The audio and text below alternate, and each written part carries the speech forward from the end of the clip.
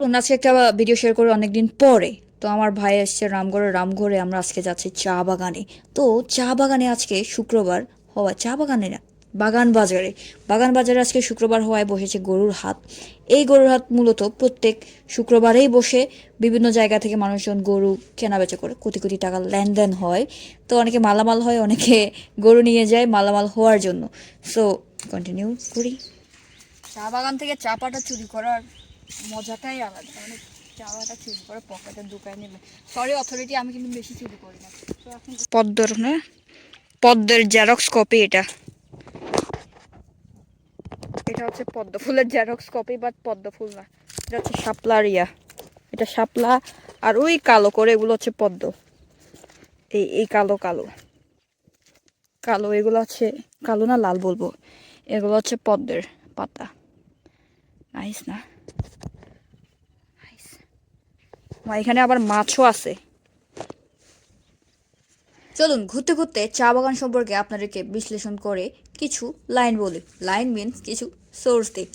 এই রামগড় চা বাগানটি মূলত 1950 সালে প্রতিষ্ঠিত করা হয় এবং এই চা বাগানটি প্রায় 1400 একর জমি নিয়ে বিস্তৃত, যেটা আপনি একদিন হাঁটলে হয়তো শেষ হবে না, ম্যাক্সিমাম 2 দিন লাগতে পারে, ইন মাই পার্সোনাল ওপিনিয়ন।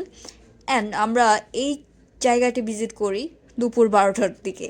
তো বলা যায় প্রচণ্ড গরম, অ্যান্ড এখন চলতেছে গ্রীষ্মকাল, টকটকে বকবকে একটা গরম সিজন। তো আমি আপনাদেরকে বলবো আপনারা এই গরম সিজনে চা বাগান ভিজিট না করাটাই বেটার হবে।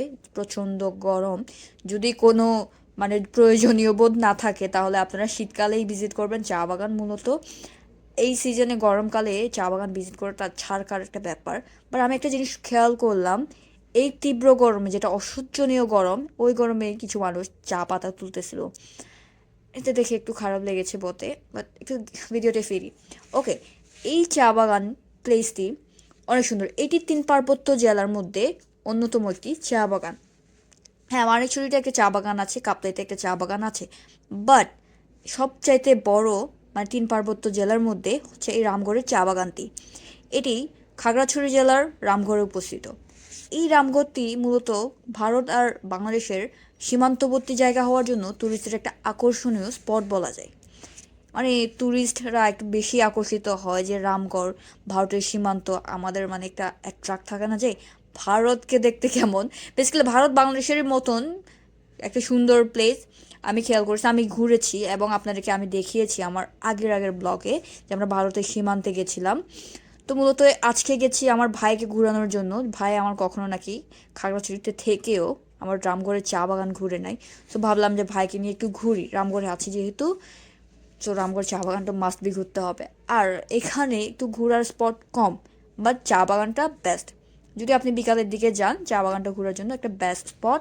বাট আশা করি আশা করি আপনারা এই চা বাগান দিনের বেলা ভিজিট করার ট্রাই করবেন।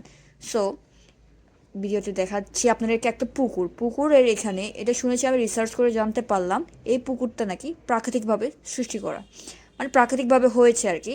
আমি ভাবছিলাম যে এটা মানুষ সৃষ্টি করেছে। তো পুকুরের মাঝখানে আগে আমরা যখন, অনেক আগে আমি যখন ভিজিট করি ফার্স্ট টাইম, তখন এই পুকুরের মাঝখানে অনেক পদ্ম ছিল, শাপলা ছিল, বাট এখন ওইটার সংখ্যাটা একটু কমে আসছে। তো এটাই ছিল আমার আজকের ভিডিওর মধ্যে ঘোরাঘুরি, ঘোরাঘুরি বলতে ভিজিট আর কি। তো ভালো থাকবেন সবাই, অ্যান্ড আমার ভিডিওগুলো যদি ভালো লাগে তাহলে একটু ফলো দিয়ে দিবেন। আজকাল রিচ কমছে, ফলোয়ার্স কমছে। So yeah, bye bye, thank you, আমি গেলাম।